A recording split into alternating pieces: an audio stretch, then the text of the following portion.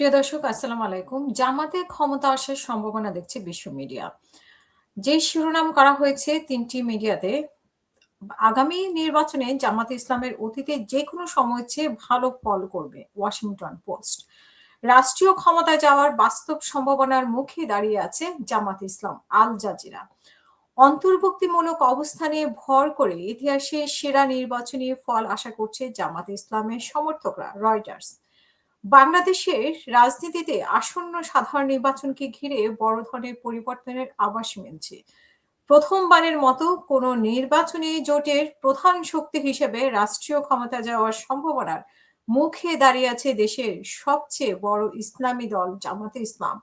Reuters বলছে ১০ দলীয় নির্বাচনী জোটের ফলে অন্তর্ভুক্তিমূলক অবস্থানে ভর করে ইতিহাসের সেরা নির্বাচনী ফল আশা করছে জামাত সমর্থকরা।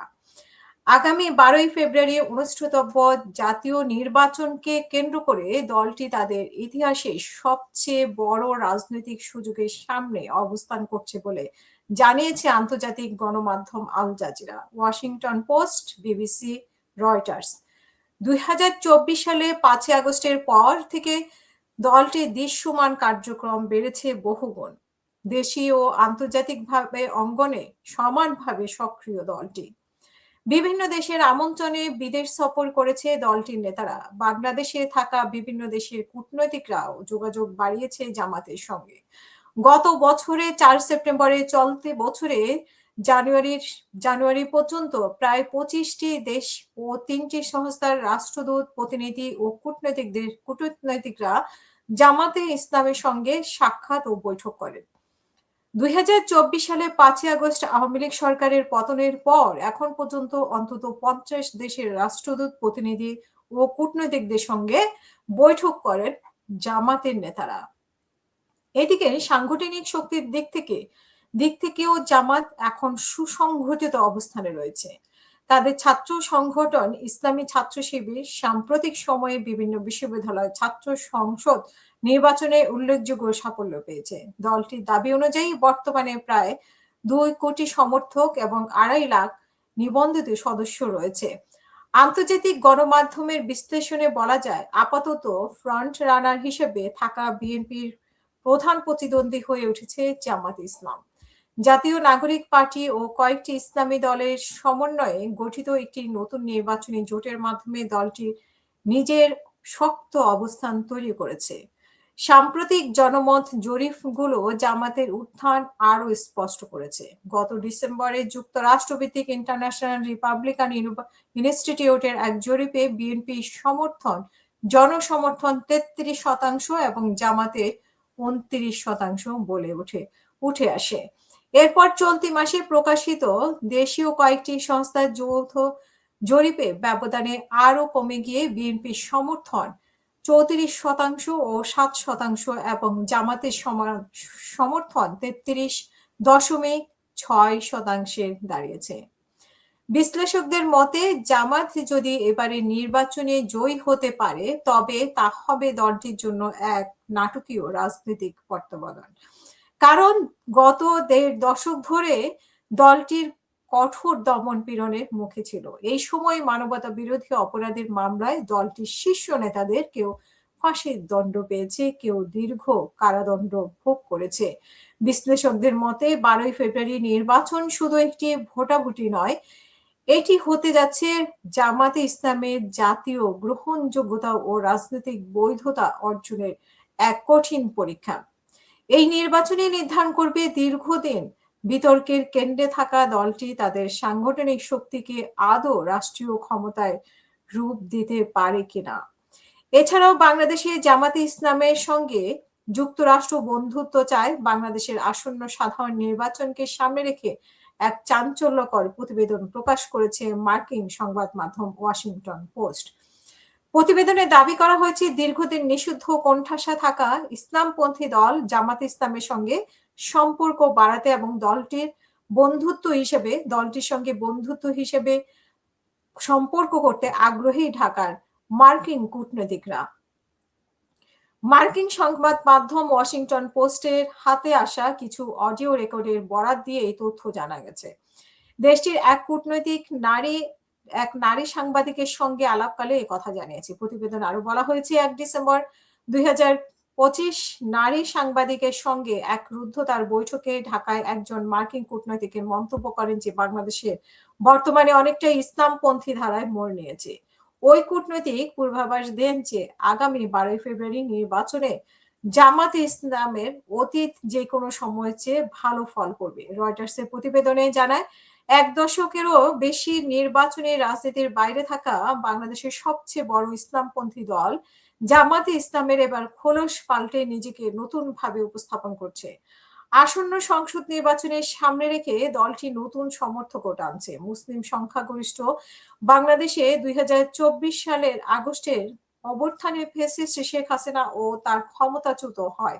এরপর জামাতের নিজের রাজনীতির নতুন রূপ দেখানোর চেষ্টা করছে। পলাতক, মৃত্যুদণ্ডপ্রাপ্ত আসামি ও জুলাই হত্যাকারী শেখ হাসিনার দল আওয়ামী লীগে নিষিদ্ধ হওয়ায় জামাত তথাকথিত দুর্নীতি বিরোধী ভাবমূর্তি ও কল্যাণমূলক কার্যক্রমের পাশাপাশি কিছু বিশ্লেষণের ভাষায় তুলনামূলক অন্তর্ভুক্তিমূলক অবস্থানে ভর করে ইতিহাসের সেরা নির্বাচনী ফল আশা করছে। বিবিসি জানায় যে বাংলাদেশে বরাবরের মতোই কোনো একজন শীর্ষ নেতাকে সামনে রেখে রাজনৈতিক দল বা জোটকে নির্বাচনী প্রচারণা চালাতে দেখা গেলেও জামাতে ইসলামের নেতৃত্বে গঠিত 10 দলীয় জোটে এবার সেভাবে কাউকে সামনে রাখা হচ্ছে না। ত্রয়োদশ জাতীয় সংসদ নির্বাচনে আনুষ্ঠানিক প্রচারণা 22 জানুয়ারি থেকে শুরু হয়েছে এবং দলগুলো ব্যস্ত সময় পার করছে। এই নির্বাচনে প্রার্থী প্রায় 2000, তবে মূল প্রতিদ্বন্দ্বিতা হবে দুটি বড় রাজনৈতিক দলের মধ্যে। একটি হচ্ছে বিএনপি এবং অন্যটির সঙ্গে সমঝোতা করে আছে এবং অন্য হচ্ছে জামাত ও তার সঙ্গে সমঝোতায় আছে অন্য দলগুলো। বিএনপি জোটের নেতৃত্বেও আছেন তারেক রহমান এবং বিপরীতে জামাত সহ 10 দলের যে জোট সেখানে এককভাবে কোনো নেতৃত্ব নেই, বরং জোটে চলছে যৌথ নেতৃত্ব। এছাড়া এই জোট নির্বাচনী জয়ী হলে প্রধানমন্ত্রী কে হবেন, বিরোধী দলে বসলে বিরোধী দলীয় নেতা হবেন সেটাও নির্ধারণ করা হয়নি। যুক্তরাষ্ট্রের ইন্টারন্যাশনাল রিপাবলিকান ইনস্টিটিউটে ডিসেম্বরের জরিপে জামাতের অন্যতম পছন্দের দল হিসেবে দেখানো হয়েছে। ওই জরিপে বলা হয় 12 ফেব্রুয়ারি নির্বাচনে জামাত বাংলাদেশ জাতীয়তাবাদী দলের মধ্যে হাড্ডাহাড্ডি লড়াই হতে পারে। রয়টার্সকে দেওয়া সাক্ষাৎকারে জামাতের আমির ডক্টর শফিকুর রহমান আমরা বলেন যে আমরা প্রতিক্রিয়াশীল নই, তবে কল্যাণমূলক রাজনীতি শুরু করেছি। তিনি দলের মেডিকেল ক্যাম্প, বন্যা ত্রাণ কার্যক্রম এবং গণ-অভ্যুত্থানে নিহতদের পরিবারের পাশে দাঁড়ানোর কথা উল্লেখ করেন। ঢাকায় ব্যস্ত বাজারে ভ্যান গাড়ি জাবের পানি বিক্রি করেছিলেন 40 বছর বয়সী মোহাম্মদ জালাল। তিনি রয়টার্সকে দেওয়া সাক্ষাৎকারে বলেন যে এইবার আমরা নতুন কিছু চাই, বরং আর নতুন বিকল্প হলো জামাত। তাদের ভাবমূর্তি পরিষ্কার, তারা দেশের জন্য কাজ করবে।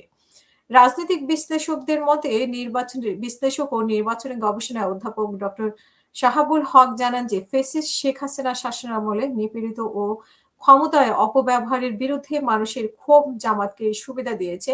বিগত 15.5 বছর গুম, খুন, জুলুম, নির্যাতনের শিকার হয়েছে জামাত ছাত্র শিবিরের নেতা কর্মীরা। শাহজালাল বিজ্ঞান ও প্রযুক্তি বিশ্ববিদ্যালয় সিলেটের পলিটিক্যাল স্ট্র্যাটেজি বিভাগের অধ্যাপক ডক্টর মোহাম্মদ শাহাবুল হক জামাতে ইসলামের দেশের অন্যতম বৃহৎ ইসলামিক রাজনৈতিক দল। বিগত ফ্যাসিস্ট সরকারের আমলে দলটি ব্যাপক নির্যাতনের শিকার হয়েছেন। প্রথম সারির একাধিক নেতাকে বিতর্কিত যুদ্ধাপরাধ ইস্যুতে আওয়ামী লীগ সরকারের সময় ফাঁসি দেওয়া হয়। এছাড়া অসংখ্য নেতাকর্মী গুম, খুন ও নির্যাতনের শিকার হয়েছে। এসব ঘটনার ফলে সাধারণ মানুষের একটি বড় অংশ কাছ থেকে জামাতের সহানুভূতি অর্জন করছে। 2024 সালে ফ্যাসিস্ট বিরোধী আন্দোলনে জামাতের সক্রিয় গুরুত্বপূর্ণ ভূমিকা তাদেরকে আবারও রাজনৈতিকভাবে সামনে নিয়ে এসেছে। বর্তমান বাস্তবতায় আওয়ামী লীগ রাজনীতির মাঠে অনুপস্থিত এবং জাতীয় পার্টি অনেকটা নিষ্ক্রিয় থাকায় আসন্ন জাতীয় নির্বাচনে জামাতের একটি শক্তিশালী প্রতিদ্বন্দ্বী হিসেবে আবির্ভূত হয়েছে। এছাড়া বিভিন্ন জরিপে জামাতের জনপ্রিয়তা বৃদ্ধির ইঙ্গিত পাওয়া যাচ্ছে এবং আগামী নির্বাচনে বিএনপির সঙ্গে জামাতের তীব্র প্রতিদ্বন্দ্বিতা হতে পারে বলে এমন আভাসও মিলছে। একই সঙ্গে আন্তর্জাতিক গণমাধ্যমগুলোতেও জামাতকে ঘিরে আগ্রহ লক্ষণীয়ভাবে বৃদ্ধি পেয়েছে। গত মঙ্গলবার বিশ্বের প্রায় 40 দেশের রাষ্ট্রদূত ও প্রতিনিধিদের সামনে নতুন বাংলাদেশ গড়ার পলিসি সামিট নিয়ে জামাত ইসলামী, যা দেশের বিদেশে আলোচনায় কেন্দ্রবিন্দুতে পরিণত করেছে জামাতকে। এই বিষয়ে জামাতের মুখপাত্র এহসানুল মাহবুব জুবায়ের জানান যে, জামাত কখনো ধর্মের নামে সহিংসতা বা অসহিংসতা সমর্থন করেনি। গত বছরের শুরুতেই প্রার্থী বাছাই করে জামাত এবং ভোটারদের মধ্যে মনোভাব বুঝতে আন্তর্জাতিক সংস্থাতেও নিয়োগ দেওয়া হয় জামাত। গত সপ্তাহে দলটি ১৭৯ আসনে প্রার্থী দেওয়ার কথা জানায়। এর মধ্যে ৭৪টি আসন এনসিপি ও অন্যান্য মিত্রদের মধ্যে দেওয়া হয়েছে। জামাতের অন্যতম প্রার্থী গুম হওয়া আয়নাঘর থেকে বেঁচে ফিরে আসা ব্যারিস্টার মীর আহমেদ বিন কাসেম বলেন যে, এপ্রিলে জামাত আমার সঙ্গে যোগাযোগ করে তারা আমাকে তথ্য দেখায়। সেখানে বলা হয় যে মানুষের পুরনো দলগুলোর উপরে বিরক্ত এবং পরিবর্তন চায়।